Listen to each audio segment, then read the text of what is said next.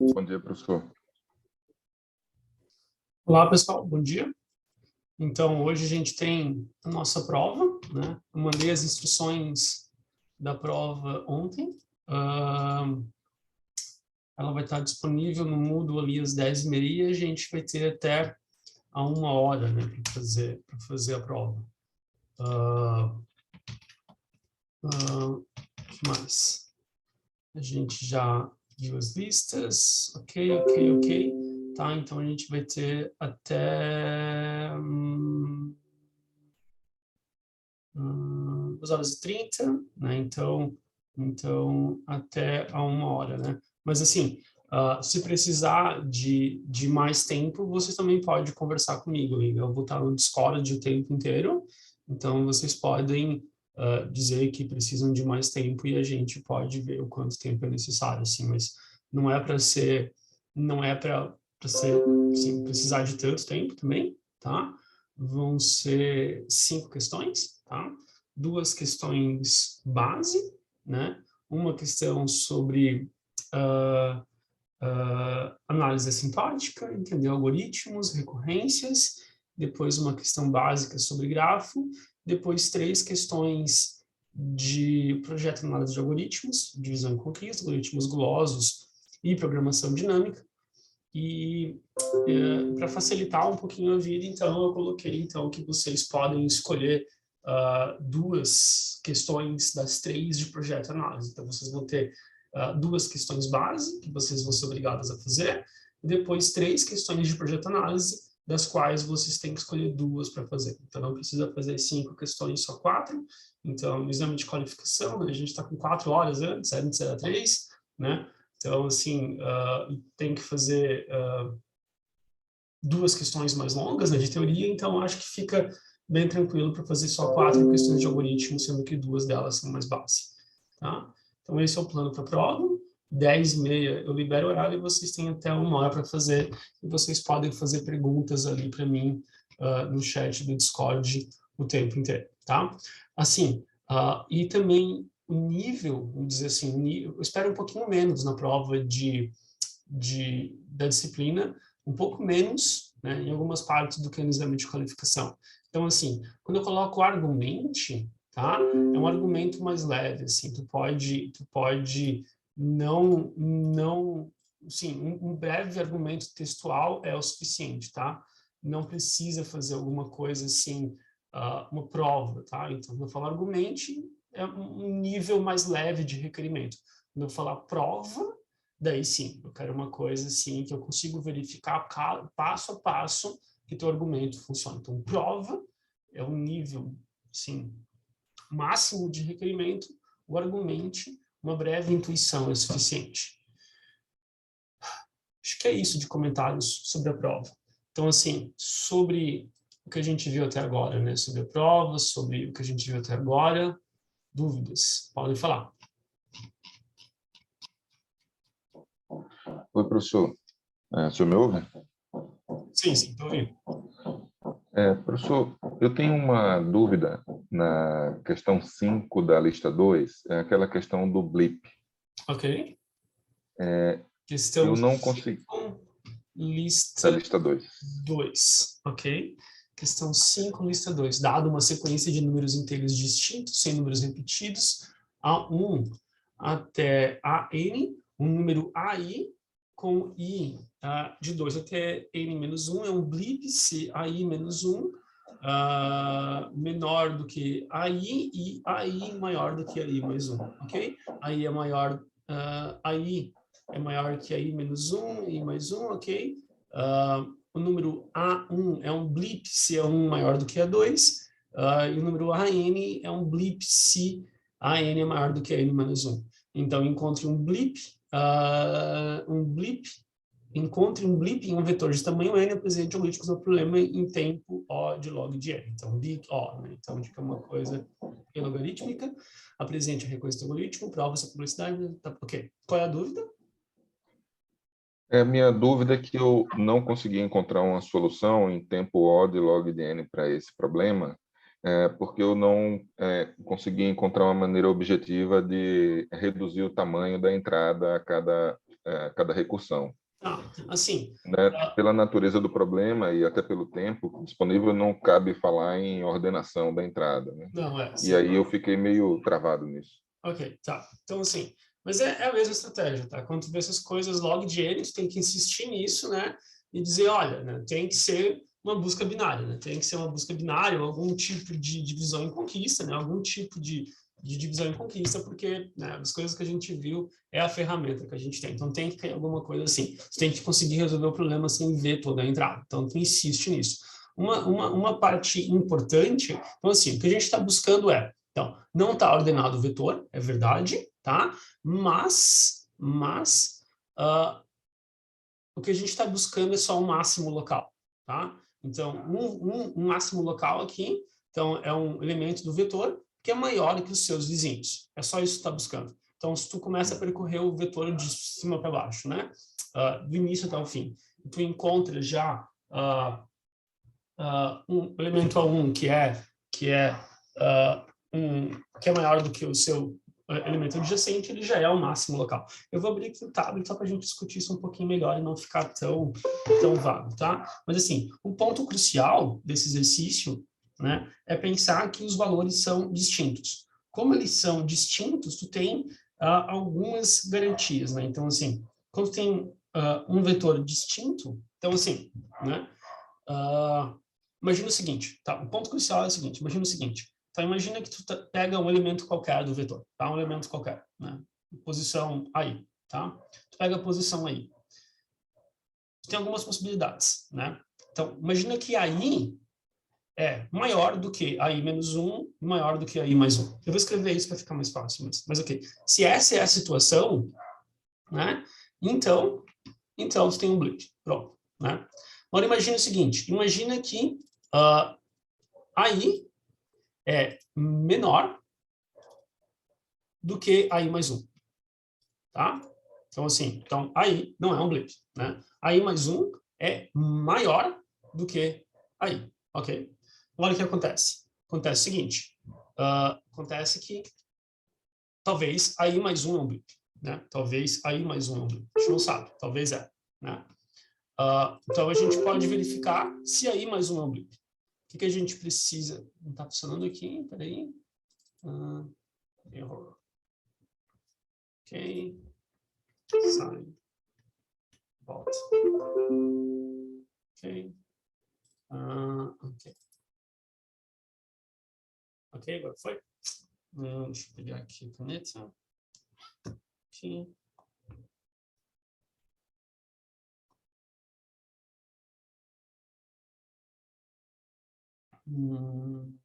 Nota.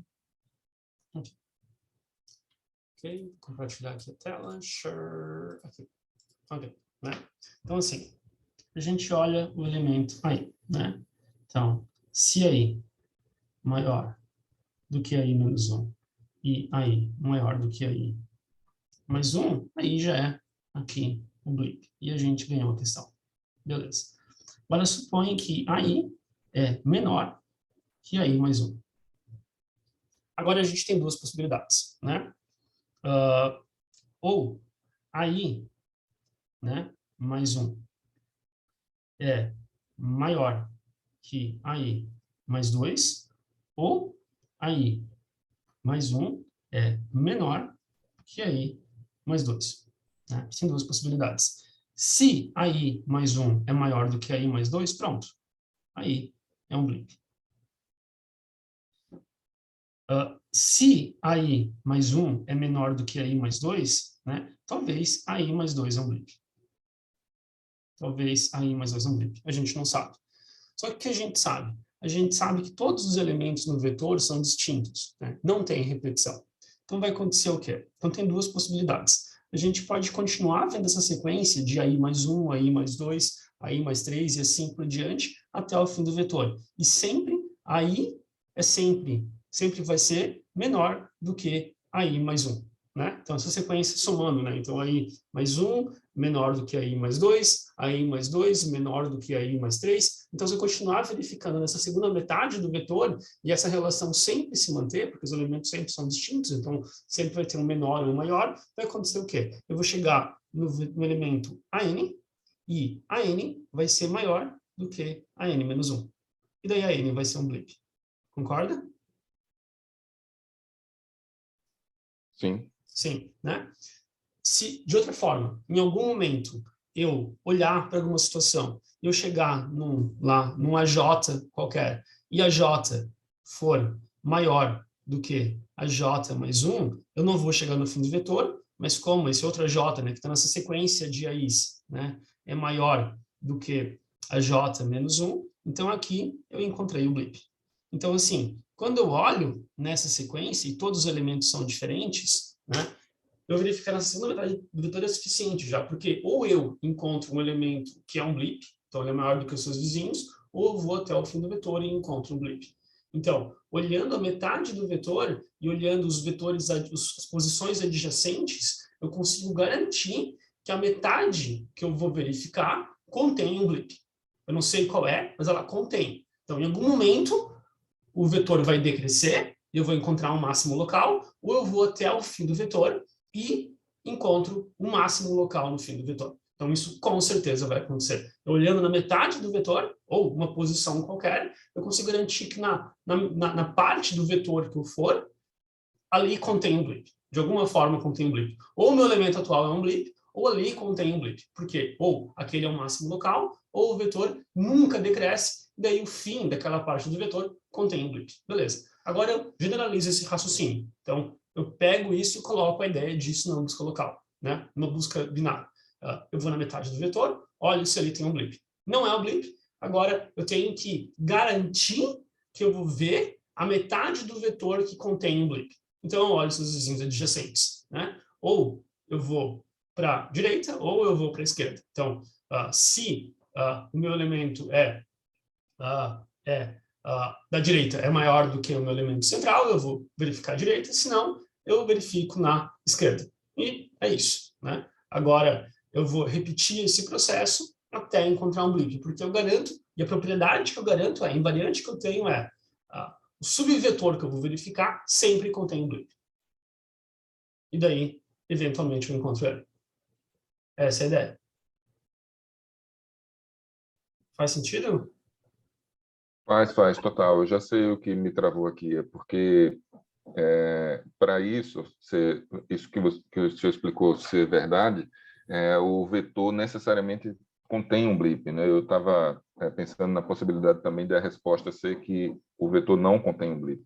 Não, ele contém porque os elementos são distintos, né? Todos eles são diferentes. Então, ou em cada posição, né, o seu vizinho, o seu elemento adjacente, ou ele é maior ou é menor. Então, sempre tem essa Perfeito. distinção. Perfeito, está claro. Obrigado. Certo. Mais dúvidas? Podem falar.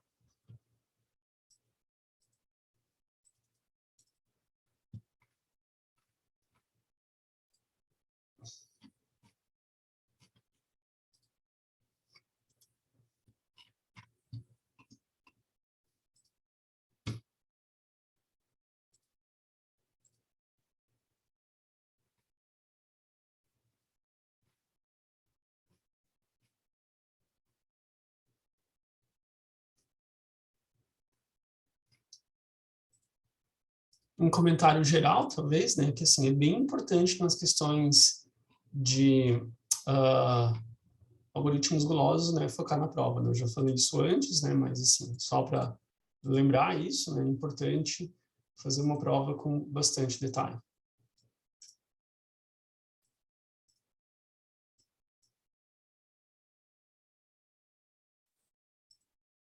Mais dúvidas?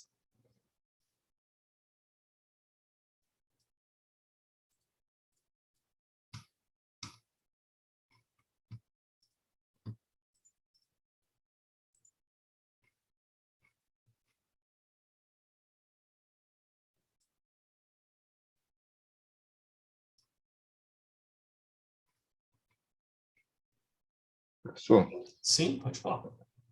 eu queria dar oportunidade para os colegas também, mas não quero monopolizar aqui. Não, pode falar, pode falar. O exercício 2 da aula 13. Ok, vamos ver o que é isso. Exercício 2, aula 13.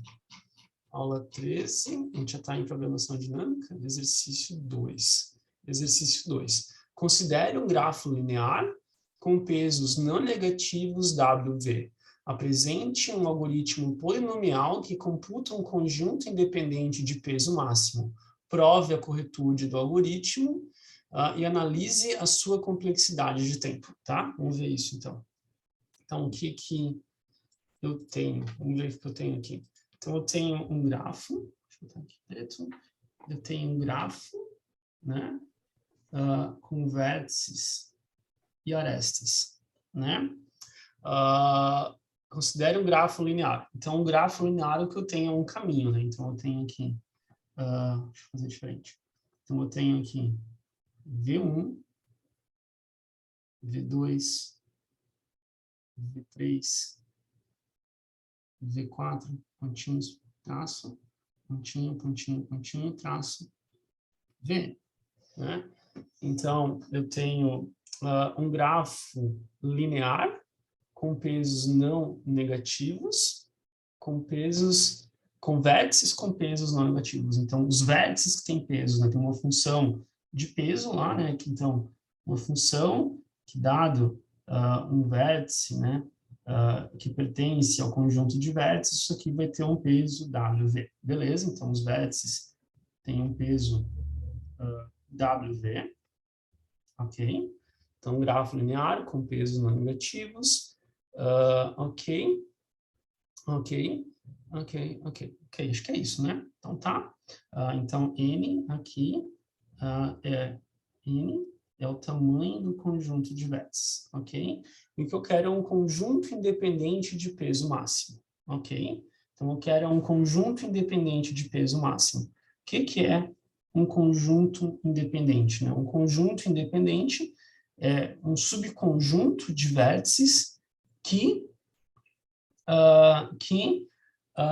não contém vértices, então, um conjunto independente aqui, isso vai ser um subconjunto de vértices, dado que não existe dois vértices no conjunto independente que compartilham uma aresta, né? Então, se eu escolher V1, eu não posso escolher V2, né? Ou eu escolho V1, ou eu escolho V2. Então, só V1, por exemplo, V1 sozinho é um conjunto independente. Se eu escolher V2 e V4, isso também é um conjunto independente, né? Se eu escolher V2 e V3, não é um conjunto independente, porque eles compartilham arestas. Beleza. Então, eu posso escolher só V1 e dizer que isso aqui é um conjunto independente. Mas o que eu quero aqui é um conjunto independente de peso máximo, né? Então, eu quero maximizar a soma dos vértices do meu conjunto independente, né? Então, eu quero que o max, né? O max peso de CI, né? O max CI, né? Então, o que eu quero é a soma para todo vértice que pertence ao conjunto independente, eu quero a soma máxima dos pesos WV. Beleza, então é isso que eu quero. O que eu poderia fazer, né? Então, isso aqui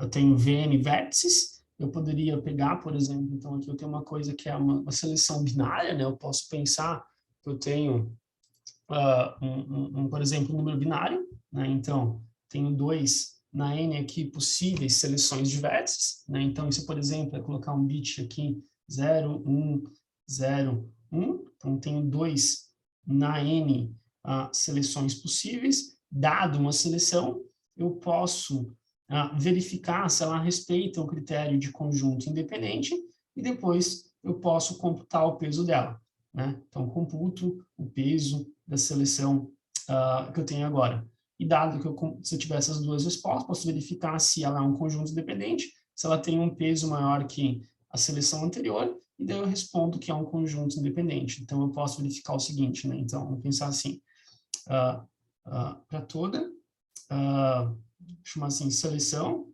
pertencente a esses 2 na n seleções, 2 na n seleções. Então, se S é um conjunto independente e o peso, então, vou chamar assim, então o W de S tem aqui, né, max S, vamos dizer assim, max S é vazio, né? Então tem peso 0. Se WS é maior que W de max S, então eu digo que max S é igual a S e return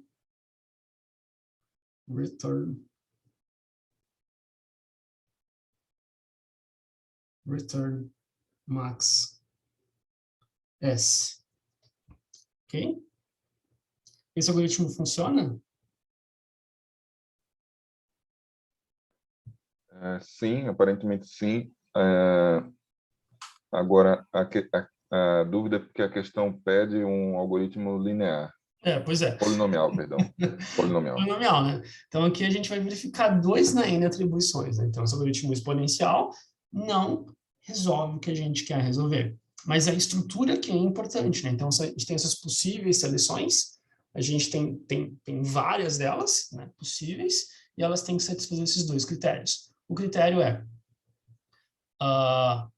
é ou, né, ela contém, ou ela é um conjunto independente, ela tem que ter um peso, a gente tem que levar essas 2 coisas em consideração, tá? Então, essas são as 2 restrições que são importantes para a gente, beleza? Então, a gente pode olhar um pouquinho diferente. Ok, então, a gente parece que tem esses vários problemas, né? E a gente parece que tem essas várias seleções. Então, a pergunta que tem que fazer aqui, né? Essas 2 na n subseleções que a gente pode fazer, todas elas são independentes umas das outras? Tem algum subproblema aqui que a gente pode identificar que pode ajudar a gente a resolver essa questão de forma mais eficiente?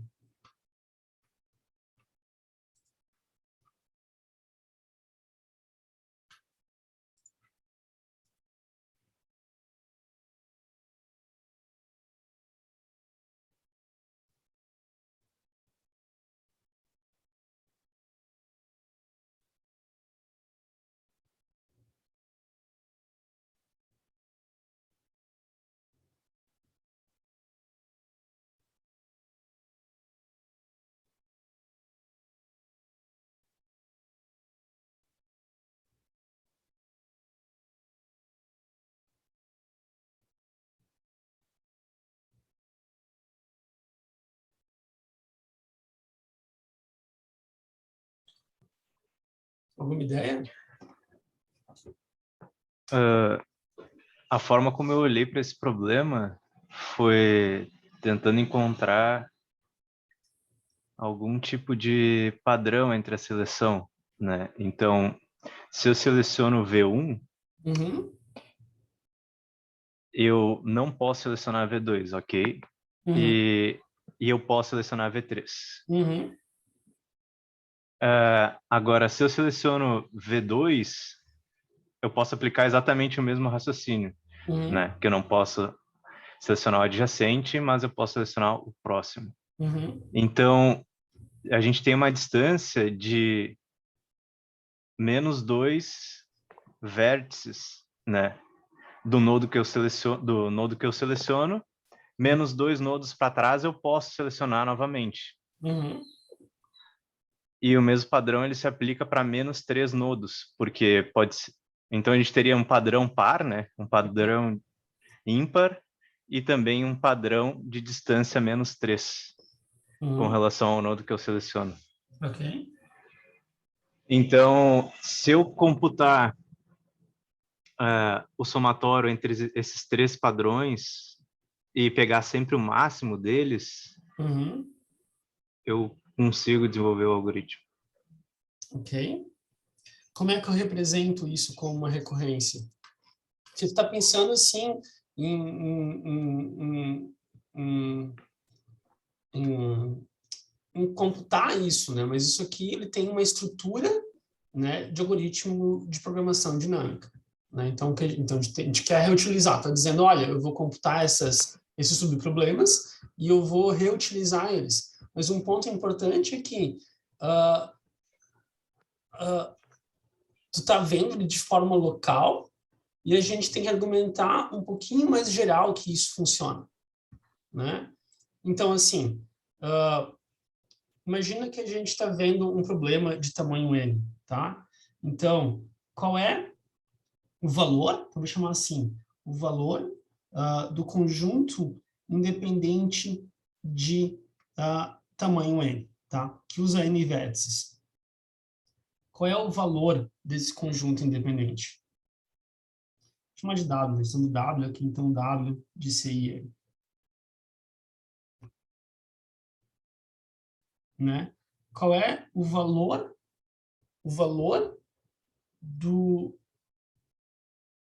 né, o peso desse conjunto independente quando a gente usa N vértices? Né? A gente tem aqui, vamos dizer assim, duas opções, né? Duas opções. Usando a ideia que tu mencionou, né? Usando a ideia que tu mencionou. Então, a gente pode dizer o seguinte, a gente pode dizer que o peso, quando a gente usa N vértices, é o quê? É o peso de Vn, né? Então, W, Vn, então, é o peso de Vn. Então, usar N ajuda aqui, né? E, como os pesos são não negativos, né? Então, adicionar alguma coisa nunca machuca. Então, eu vou dizer o quê? Eu vou dizer que é o peso máximo, então, vou chamar isso aqui de peso máximo, né?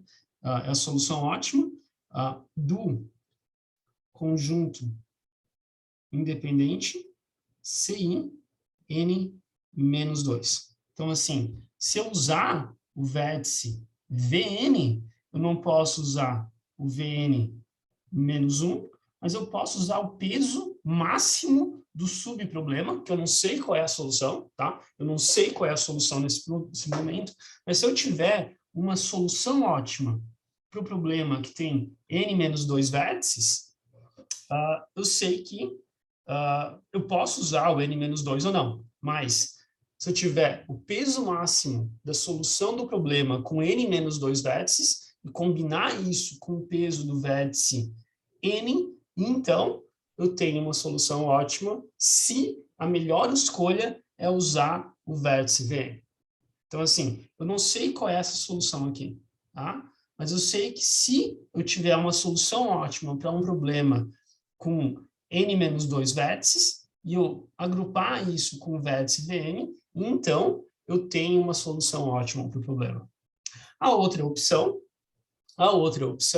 é de cara, né, dizer, olha, né, não é bom usar o vértice Vn. Melhor é usar o vértice n menos 1, tá? Mas eu não sei qual é a solução ótima do problema com n menos 1 vértices. Então, vou dizer, olha, né, então é a solução ótima do problema com n menos 1 vértice. Então, é uma dessas duas opções. Então, ou eu uso o vértice Vn e somo com a solução ótima do problema com n menos 2 vértices, que eu não sei qual é, tá? Ou eu uso a solução ótima do problema com n menos 1 vértices. Isso é a solução ótima do problema com n vértices. É uma dessas duas opções. Concorda? Sim. Sim? E agora eu posso computar isso recursivamente, né? Então, eu chamo isso do fim do vetor, tá? Eu chamo isso do fim do vetor, do vértice n, tá? Eu posso argumentar que isso é correto, né? Porque, olha, tem duas possibilidades só. Ou eu uso Vn, e a solução ótima do problema com n menos 2 vértices, isso tem que ser a solução ótima. Eu não sei qual é a solução ótima, mas ela vai ter essa estrutura. Qual a estrutura? Usar o vértice Vn mais a solução ótima do problema com n menos 2 vértices. Isso é uma opção. A outra opção é não uso Vn, mas A solução ótima do problema, então, tem que ser a solução ótima do problema com n menos 1 vértices. Então, aqui eu tenho essas duas opções, né? That's it. Duas opções, uma delas tem que ser a solução ótima. Aí tu pode fazer aqui uma prova por contradição, né? Suponha que não é a solução ótima, né? E tenta mostrar... Existe uma solução ótima melhor, né? Que não tem essa estrutura. E daí tu argumenta sobre isso, do porquê isso tem que ser uma solução ótima e mostra uma contradição, né? Então, ok. Isso aqui é uma hipótese. Beleza. Agora, dado que eu tenho essa estrutura, o que eu posso fazer? Eu posso fazer um argumento, um algoritmo recursivo, né? Eu pego o problema com n vértices, né? Pego o problema com n vértices e digo, olha, a solução tem duas estruturas. Então, é o máximo de WVN mais, chamando a recursão da solução ótima, né, do problema com n menos 2 vértices, ou a solução ótima do problema com n menos 1 vértice. E agora tu vai resolvendo isso de forma recursiva, chamando para cada um dos elementos passo a passo. Isso aqui é uma solução. Dado que tu tem essa solução recursiva, né, tu pode fazer uma solução iterada também, né? Então, tu pensa o problema, pensa a solução exponencial, pensa a recursão, monta a solução recursiva. Na solução recursiva, tu pode usar aqui em memorization, né? Tu pode usar aqui uma tabela só para armazenar quando tu computa a solução sobre o problema e tu vai chamar para cada vértice uma vez só. E agora tu tem uma coisa já que é linear, né? Tu vai preencher a tabela no máximo uma vez, tu tem um contador, tu tem uma coisa que é já linear. Se tu chamar as recursões, né? E armazenar a solução de cada recursão em uma tabela. Pronto, tu tem uma coisa que é linear já. Próximo passo, fazer isso iterativo. Tu pode pegar essa recursão e abrir ela, né? E ver que tu pode estruturar isso como um for linear, né? Tu vai computar a solução do problema. Então, assim, qual é a parte importante assim, para verificar que o algoritmo de programação dinâmica está correto? É verificar que, quando tu verifica um subproblema, tu verifica, tu já tem computado as soluções dos subproblemas menores que tu precisa para resolver. Então, quando eu estou resolvendo o subproblema com n vértices, eu preciso do quê? Eu preciso do problema com n menos 2 vértices, a solução ótima do problema com n menos 2 vértices e a solução ótima do problema com n menos 1 vértice. Então, assim, se eu quiser uma abordagem interativa, eu tenho que garantir que em cada passo eu já tenho as soluções ótimas dos subproblemas menores. Isso é uma forma de verificar, assim, se o meu raciocínio está correto para algoritmos de programação dinâmica, né? E daí isso é pensar isso de forma iterada, né? Então, assim, quais soluções ótimas eu preciso para resolver um problema com um vértice? Eu preciso só do vértice atual. Então, né, os pesos são negativos, eu vou escolher ele e pronto. Agora eu tenho a solução ótima para o problema com um vértice. Beleza. Quando eu for olhar com um problema com 2 vértices, quais soluções ótimas eu preciso? Eu preciso saber se é melhor escolher o vértice 2 ou escolher o vértice 1. Eu já tenho a solução do vértice 1, então, ok, consigo computar a solução do vértice 2. Quando tiver na solução do vértice 3, aqui eu já caio mais ou menos no caso geral, né?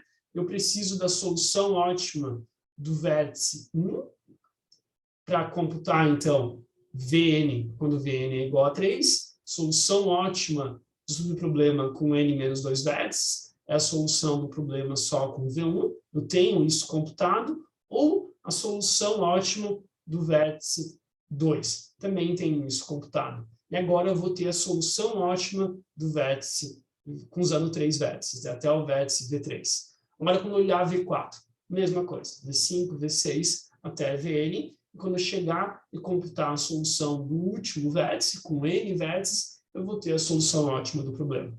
Então, isso vai ser o passo para pensar um algoritmo de programação dinâmica, né? Então, tu pensa na estrutura do problema, talvez tu pensa numa solução exponencial, tu tenta enunciar a recursão, dado a recursão, tu tenta provar, né? Provar que ele tem, que a solução tem que ter essa cara, não existe outra possibilidade que não ter essa cara, então tu prova que a tua a tua estrutura que tu identificou, ela caracteriza uma solução ótima.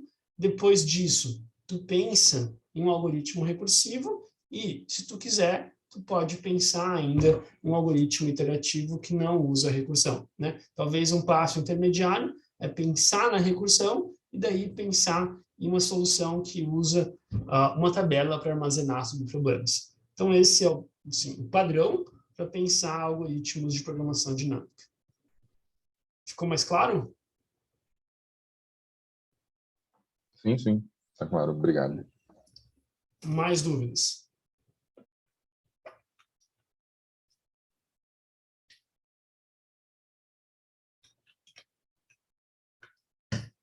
Mais alguma coisa? Então, assim, o que eu acho, tá?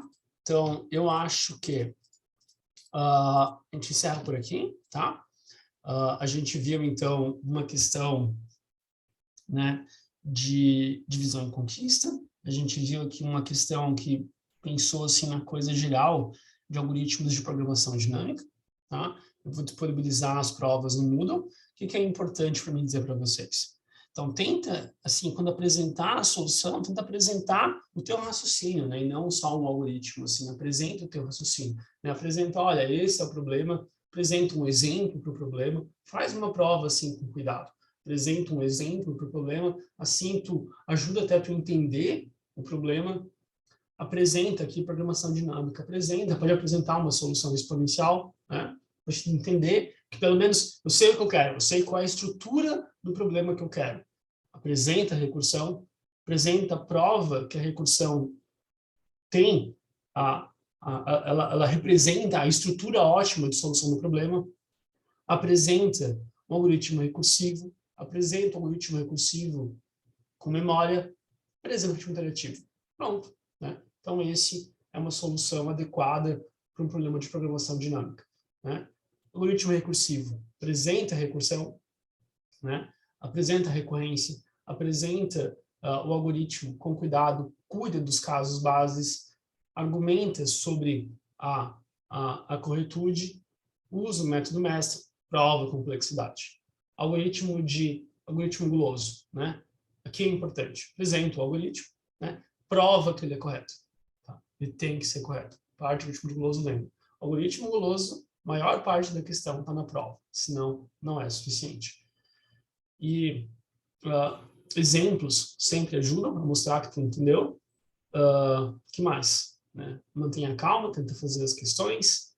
Que mais?